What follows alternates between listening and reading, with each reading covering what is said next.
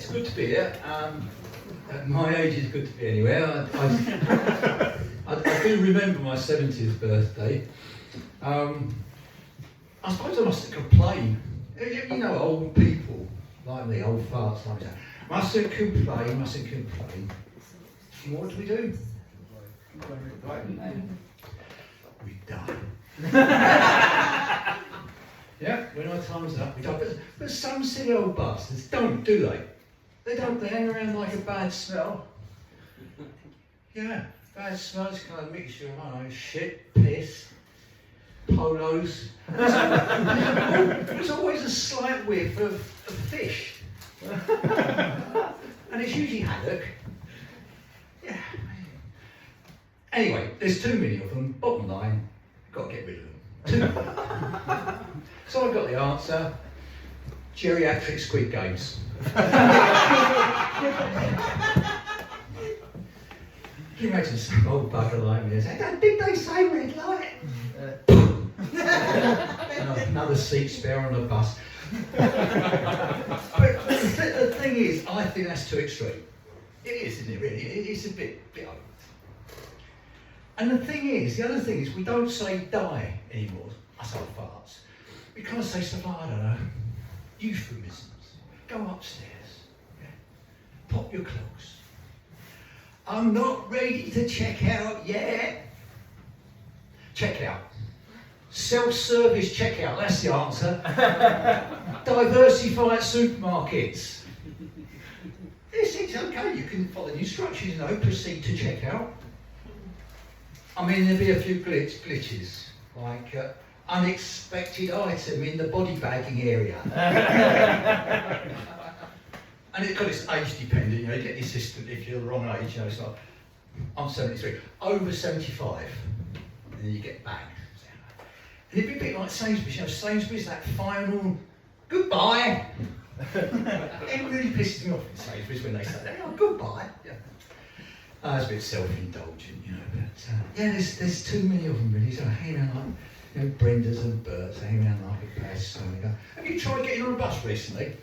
Yeah. No, you try getting on a bus, they stand there giving you daggers because you won't give up your seat, There's this woman, she's standing there the whole trip, giving me daggers, face like a slapped arse, with her bag for life, When we got home,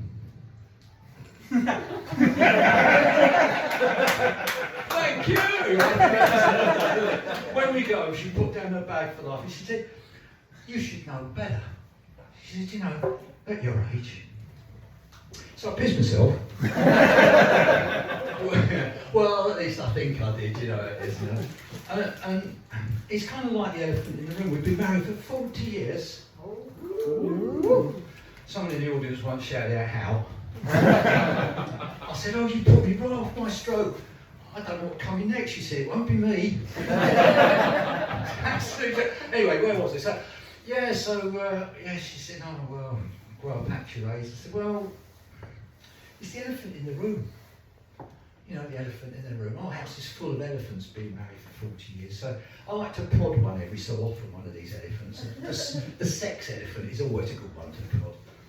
So with a sort of glint in my eye, on my 70th birthday, I said to her, I suppose I won't be seeing 69 again.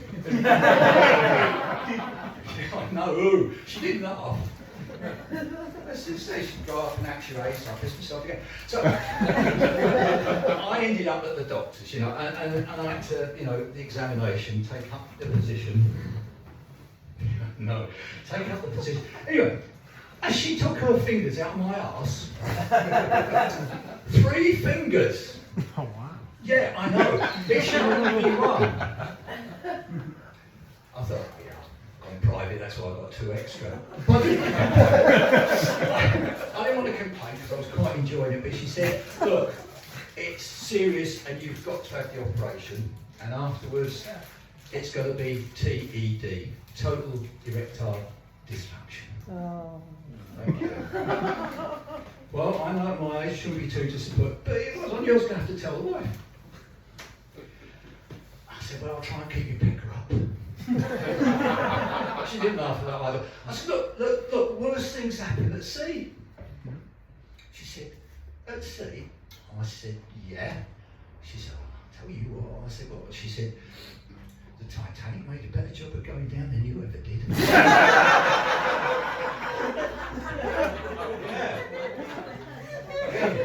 I didn't want to tell the Titanic took more than 2 hours, but Deb said, you've got 7 minutes, and that's longer than I've ever managed. How much longer have I got? About now. That's pretty much what the wife said. Thank you very much. I've been John.